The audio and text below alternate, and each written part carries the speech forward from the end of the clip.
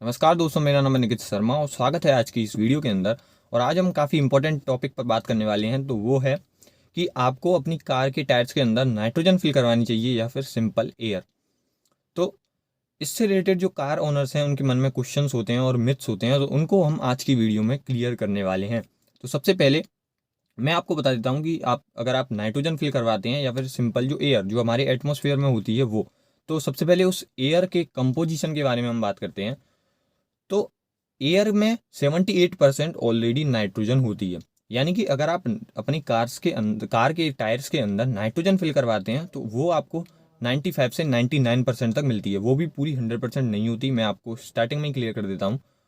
और अगर आप एयर फिल करवाते हैं तो उसके अंदर 78% नाइट्रोजन होती है, 1% ऑक्सीजन होती है और 1% मान सकते हैं वाटर वेपर और कार्बन डाइऑक्साइड और डिफरेंट गैसेस जो होती हैं वो 1% में होती हैं।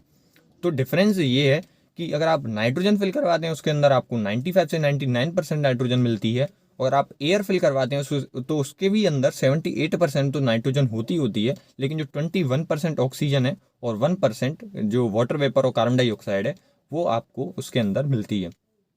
तो फिर उसके बाद मैं आपको पहले बेनिफिट्स गिनाता हूँ अगर आप प्योर नाइट्रोजन फिल करवाते हैं, और उसके बाद हम कंक्लूजन की बात करेंगे। तो सबसे पहले अगर आप अपनी कार के टायर्स के अंदर नाइट्रोजन फिल करवाते हैं तो पहला बेनिफिट आपको ये मिलता है कि नाइट्रोजन की जो लीकेज की जो स्पीड है वो काफ़ी कम होती है। यानी कि अगर आप सिंपल एयर अपनी कार के अंदर फिल करवा रहे हैं तो वो 3 महीने तक जो है वो लीक हो जाती है। लेकिन अगर आप नाइट्रोजन अपनी कार के टायर्स के अंदर फिल करवाते हैं तो वो 6 से 7 महीने तक आराम से चल जाती है। उसके बाद ही आपको रीफिल की ज़रूरत पड़ती है।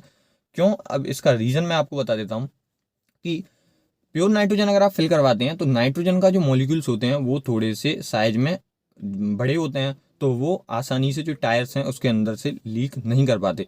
लेकिन एयर की अगर मैं बात करूं तो उसके अंदर 78% तो नाइट्रोजन है, तो वो तो नहीं लीक कर पाएंगे। लेकिन उसके अंदर जो 21% ऑक्सीजन है, तो उसके जो मॉलिक्यूल्स होते हैं वो छोटे होते हैं, तो वो है जो टाइम के साथ साथ यानी कि जल्दी से ही वो टायर से लीक कर जाते हैं। तो वो 2 से 3 महीने तक आपने नोटिस किया होगा कि कार की जो हमें रिफ़िल करवाना पड़ता है टायर के अंदर एयर।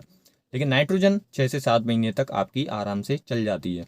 तो पहला तो बेनिफिट ये हो गया। दूसरे बेनिफिट की अगर मैं बात करूँ तो वो है कि अगर आप हॉट सिटीज़ के अंदर रहते हैं, जैसे कि राजस्थान, यूपी, एमपी की अगर मैं बात करूँ, जैसे कि मैं जहाँ रहता हूँ वहाँ पर आराम से 40-45 डिग्री सेल्सियस टेम्परेचर रहता है। तो इस जगह पर जो नाइट्रोजन है वो थोड़ा सा अच्छा रोल प्ले कर जाती है। वो कैसे?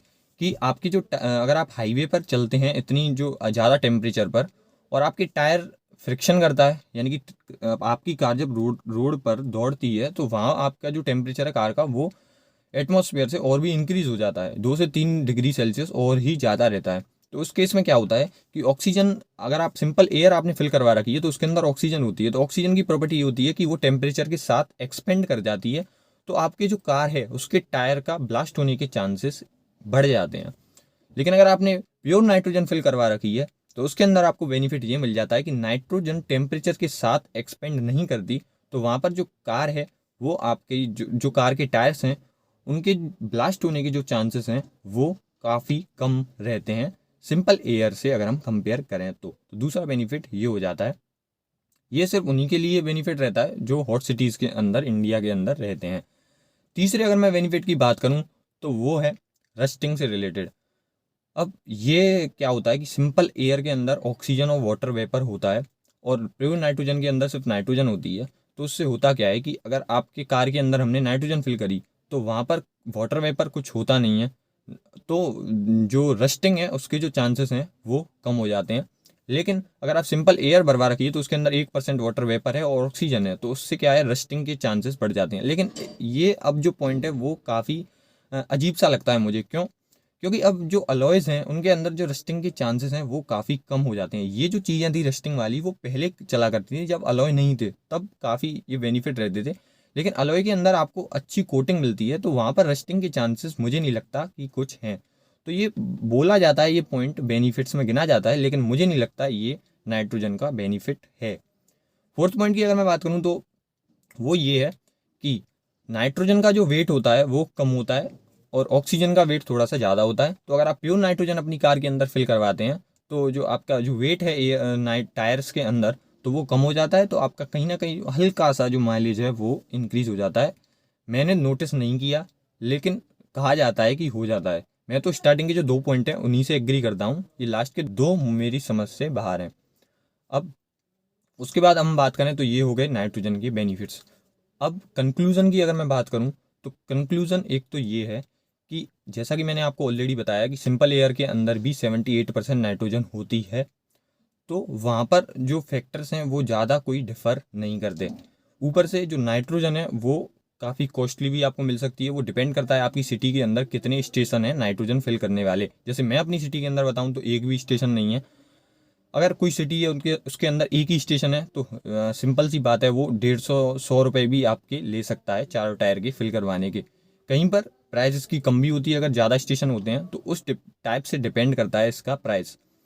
तो अगर आप मैं आपको बताना चाहूँ, अगर आप सिटीज़ ऐसी सिटीज़ के अंदर रहते हैं वहाँ टेम्परेचर ज़्यादा होता है तो वहाँ तो आप फिल करवाओ। लेकिन अगर आप ऑलरेडी आपके जो एरिया है उसके अंदर टेम्परेचर ज़्यादा नहीं रहता तो इसको फिल करवाने का मुझे नहीं लगता कोई भी जो बेनिफिट है वो आपको मिलेगा। हाँ, एक जो लीकेज है उससे आप थोड़ा सा अगर आप परेशान हैं ज़्यादा तो वो आपको यहाँ थोड़ा सा नाइट्रोजन के अंदर बेनिफिट मिल जाता है। लेकिन अगर आप ओवरऑल में अगर आपको कंक्लूजन की बात करूँ तो कोई ज़्यादा डिफरेंस इन दोनों के अंदर नहीं रहता।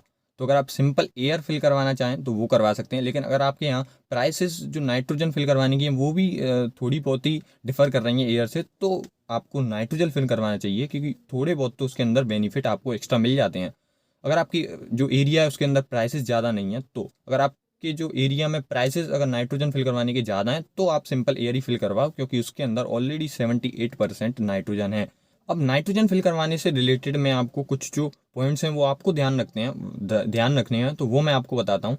जैसे वैसे तो वो जो नाइट्रोजन स्टेशन पर अगर आप नाइट्रोजन फिल करवाते हैं तो वो इन चीज़ों को कर देता है, लेकिन मैं आपको थोड़ी सी इन्फॉर्मेशन दे दूँ कि अगर आपके अभी जो कार है उनके अंदर अगर एयर फिल्ड है, फिर आप अगर नाइट्रोजन फिल करवाना चाह रहे हैं तो सबसे पहले जो एयर है वो आपकी कंप्लीट निकाली जाती है टायर्स के अंदर, फिर जो है वो नाइट्रोजन फिल की जाती है।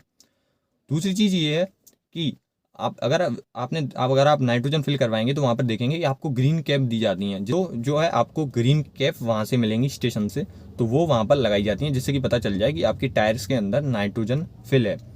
फिर अगर आप अब ये भी क्वेश्चन आ सकता है कि मान लो अभी हम नाइट्रोजन फिल करवाते हैं लेकिन अब हमारी इच्छा है कि हम सिंपल एयर फिल करवाएं, हमारे टायर का जो प्रेशर है वो ऑलरेडी कम है, तो उससे रिलेटेड आपको ये करने की ज़रूरत नहीं है कि आप सबसे पहले नाइट्रोजन पूरी आप अपने टायर से निकालें फिर उसके बाद एयर भरें। एयर तो आप उसके ऊपर भी भर सकते हैं, लेकिन अगर आप एयर से नाइट्रोजन पर शिफ्ट होना चाह रहे हैं तो सबसे पहले अपने टायर के आपको एयर पूरी रिमूव करनी पड़ेगी, फिर जो है नाइट्रोजन उनके अंदर फिल करनी पड़ेगी। तो फिलहाल दोस्तों इस वीडियो में इतना ही। उम्मीद करता हूँ दोस्तों आपको वीडियो पसंद आई होगी। पसंद आई तो वीडियो को लाइक कर दीजिए, चैनल पर नए हो तो सब्सक्राइब कर दीजिए। मिलते हैं ऐसी किसी नई इन्फॉर्मेटिव वीडियो के अंदर, तब तक के लिए धन्यवाद।